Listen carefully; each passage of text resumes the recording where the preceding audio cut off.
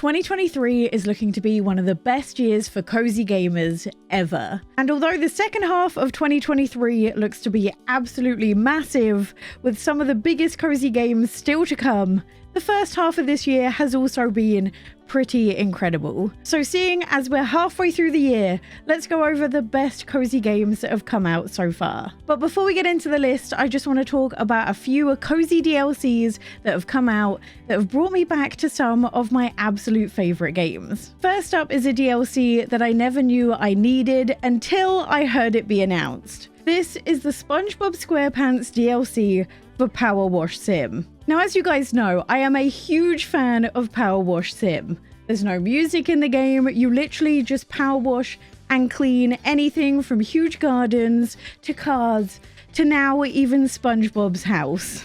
And as a huge SpongeBob SquarePants fan, I absolutely loved it. Now, obviously, I don't want to spoil all of the locations, seeing as that's part of the joy, but the SpongeBob SquarePants DLC lets you clean up some of your favorite places in Bikini Bottom. For example, the very first level, you get to clean SpongeBob's house, Patrick's house, and also Squidward's as well. And you can even go inside of Patrick's house, which was something I just didn't expect. And although the game doesn't have any music, which is one of the reasons I love it, I couldn't help but sing the campfire song in my head as I was doing it, which really added to the experience. Now, obviously, this is only a great time if you already love SpongeBob SquarePants, but for about $8, I thought this was perfect. It gave a massive smile across my face and gave me a reason to come back to Powerwash Sim. Then we also have A Little to the Left DLC. It's no secret that A Little to the Left is one of my all-time favorite cozy games,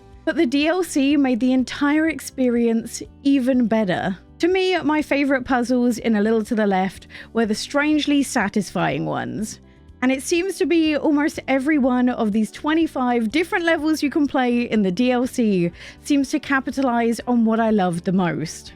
And as the title of the DLC might suggest, it's based around putting items back in cupboards and drawers. And there is no greater feeling of satisfaction than finally figuring out the right place for all of the items. And just like the rest of A Little to the Left, they have levels with multiple solutions in them as well.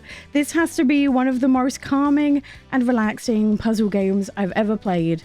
And I love the fact that not only did this give me an excuse to play one of my favorite games all over again, but they even improved and made the puzzles even better. So I definitely recommend both those DLCs if you haven't bought them already. So the first game on today's list is Story of Seasons, A Wonderful Life. I know I can't stop talking about it, but there is a very good reason why I keep repeatedly bringing it up.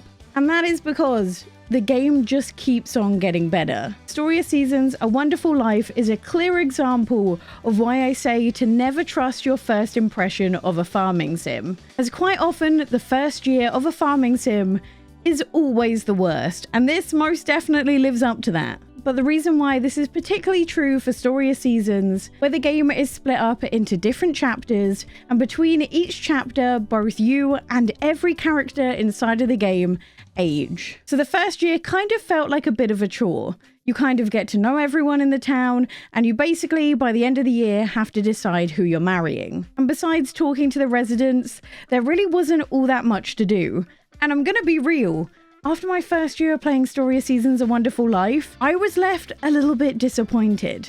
But then I finished the first chapter, and the first time jump happened between chapters. The game skipped ahead 3 years, and you watch a giant cutscene explaining everything that has happened to you during that time. You then find yourself in chapter 2 in a bigger house and with a child and a life partner. But the part that really gets interesting is when you then go off into the town. I was shocked to find new villagers, new people, children from the other villagers in the town, and even finding out that a character has passed away. And this is when you realize the true wonder and beauty of Story of Seasons, A Wonderful Life. But it isn't just the characters that change as time goes on, there's also more things to do with each year that goes by. For example, you can spend time trying to influence what life your kid is going to live by showing them different items and objects and buying them toys. You can also befriend villagers to get new things on your farm. and you get the ability to crossbreed crops, which is what a majority of my time in the second year has been spent doing, because apparently it will make you rich quick. Now, one thing to bear in mind is despite all of these new things that get brought in, this is a much slower pace than typical farming sims, and it also has a much bigger focus on characters than other farming sims typically do. And although I've been having a great time with it, there were a few moments where you could definitely tell that this was a remake of a much older game, as some parts, especially the mining, really felt dated. This is a game that had everything that Pioneers of Olivetown was lacking. A game with some serious character. Just a small bit of advice, this is kind of similar to Stardew Valley, where the game won't explicitly tell you how to do everything. And if it wasn't for some people in my chat who have played this game previously, there were definitely some huge gameplay features that I would have missed out on if it wasn't for some people with some more knowledge. So definitely go to the wiki and make sure you're not missing out anything. But overall, it's the game I've been playing the most of recently, it's how I've been spending most of my evenings, and I highly recommend it. Next up is Pupperazi, and I'm including this in my list as it's a go-to game for me when I just need a little bit of a smile on my face. Now, your initial thoughts when you look at this game is probably, wow, the graphics don't look great. But honestly, it's all part of the charm, and the stiff way the dogs move only really adds to the experience. The gameplay is pretty simple. You're trying to make it on social media as a dog photographer, and the game is split up into different locations, each of which with their own separate missions. As you do missions, you'll be able to upgrade your camera, allowing you to get new lenses and different styled films, so your pictures perform better on social media. The thing I love the most though is just how wacky the quests are. They'll see you doing some absolutely ridiculous things, including scaling buildings, breaking into buildings, all to get the perfect photograph. And every single location you go to has the dogs doing more and more ridiculous things. As I said, it's one of my go-tos when I just need a laugh. The gameplay's simple, it's super fun, definitely recommend. Next is Smushi Come Home, which is another game I have been absolutely loving. And this is just a wholesome journey of a mushroom finding their way home in the big world. And this is a game packed full of character. Not just in the way it looks, but also in the way the characters interact with one another and the really fun quests they'll have you do. This kind of focuses on mindless exploration. There isn't really a mini-map, just a path to follow and fellow forest dwellers to point you in the right direction. And although it's not a very long game, it is a very fun game. And I will not stop talking about it because I think it's so underrated. Then we have Coffee Talk 2. Coffee Talk 1 was one of my all-time favorite cozy games. So when the second one came around, I was so excited to play it. And I honestly couldn't believe that they somehow made the game even better. Now, quick disclaimer, you will definitely want to play Coffee Talk 1 before you play this one, as it really is a direct continuation. But this to me is the perfect game to play before you go to bed, as it's basically just an interactive novel. You play as the owner of a coffee shop that only opens at night. So as you'd expect, you don't have very many customers. So this isn't one of those games where you try and frantically serve everyone in a long queue all of their coffees.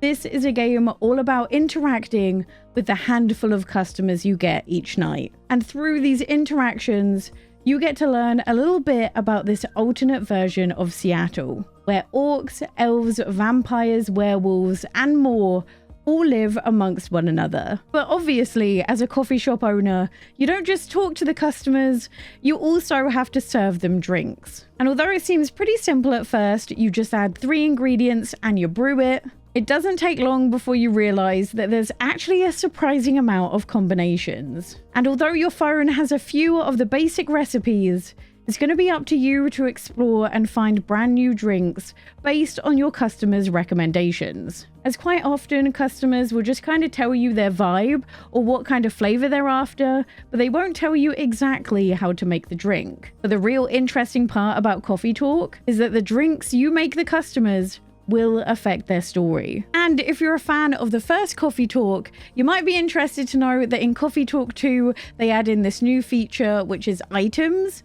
Basically, a character will give you an item and ask you to hold it, and it's up to you to figure out who to give the items to and also the best time. And again, doing that will also affect the story. But just like the original coffee talk, the beauty in this game is the story building via conversation. And despite the fact that there's no really fancy cutscenes or animation, it's the dialogue that made me fall in love with each and every one of the characters, seeing them not only interact with me, but also interact with each other, making you feel really determined to make sure you serve them the right drink every single time. For me, this is a fantastic game for the days where my mental health isn't the best. Because of the heavy dialogue and the intricate stories that go alongside each of the characters, I feel like I can get truly immersed and just for a little bit, forget about the outside world, which is exactly what I'm looking for. And although one playthrough isn't particularly long, there are multiple endings and some interesting things that happen when you play the game more than once on the same save file. So it's definitely not only a favorite for 2023, but of all time. Then we have Dordogne, which has only just come out, but it has instantly made this list. You know it's a good game when I tell you the only downside was that it was too short. This is a breathtaking narrative adventure. And although it isn't fully voice acted, the moments they pick to voice act and animate were absolutely stunning. The story follows Mimi, who returns to her grandmother's house after she passes away. The story flips between adult Mimi exploring the house and finding objects that then trigger memories that allow you to play as child Mimi, who is spending her summer in Dordogne with her grandmother. One of my favorite parts about Dordogne is the ability to journal as you explore the story. At some points, you'll be allowed to take pictures, find hidden stickers, and even record sounds from different points, each of which you can then place in the book as a memory of your personal time exploring the story. Now, the story is definitely not one that is handed to you, but I also kind of love that, as it's up to you to piece together some of the aspects by finding letters and cassette tapes left around, each of which give you a glimpse at the family issues behind the scenes that you were completely oblivious to because you were just a child. The thing that makes this really special and really stand out compared to other games isn't just the animation and the art style though. It's the way in which the game lets you interact with objects. So for example, if you needed to get something out of a jar, you actually take control of that exact moment, controlling the hands and taking things out one by one till you find the item you're looking for, allowing you to experience the scene and not just watch it. For such a short game, it made me feel so many emotions. And that really goes to show the incredible power in the storytelling. As I said, my only downside is that I wish it was longer than about 4 hours. The next two games I have saved till last because they come into their own category, which is creepy cozy. Personally, this is one of my favorite subgenres of cozy games, but I understand that it's not everyone's cup of tea. But we're going to start off with Dredge, which is honestly fantastic. The game starts you off in a washed up local fisher town, where the mayor will offer you a boat, and in exchange you can work off this payment by fishing. During the day, the waters seem pretty normal. You find fishing spots that allow you to pull up new fish. You can also pull up items from the bottom of the sea and even investigate shipwrecks when you come across them. But that's the thing, there seems to be quite a lot of shipwrecks, and something just feels a little bit off about the town. And every now and again, you pull up a fish that doesn't quite look right. These fish are grotesque and twisted forms of the original fish. And soon you realize that the skill of timekeeping might just save your life. As once it gets dark, you can truly see the supernatural goings-on of Dredge. Because the darker it gets, the more you panic, and the less you can trust what you see. Now, because the game is mostly only creepy at night, I mostly ventured out during the day, but there were a few occasions where I kind of had no choice, or I definitely misjudged my timekeeping skills. The reason I feel like this is cozy though, is you kind of get into this routine of going out, fishing, dredging, seeing shipwrecks, and using the money you get from all the materials to upgrade your ship so you can get more fish and go further. And underpinning this routine is a fantastic story. And although it's a little bit creepy, I had an absolute blast playing it. It was a lot of fun and I can definitely recommend it. And getting a little bit creepier, is Oxenfree 2. As many of you guys probably already know, Oxenfree is one of my all-time favorite games. And although it definitely steers closer to the horror franchise than the cozy one at times, I am obsessed with it. Now, you definitely need to have played Oxenfree before you play the sequel. The stories are very much intertwined, but you can either play it for free on Netflix, on your phone or tablet, or you can pick it up for under £2 on the eShop right now. Oxenfree are narrative adventure games that are beautifully unsettling. Oxenfree 2 takes place in the coastal town Kamina, where unnatural electromagnetic waves are interfering with the town's radio equipment. And it's up to Riley, who you play as, to investigate. And in typical Oxenfree franchise, you can influence the story. Apparently even more so than in the first Oxenfree game.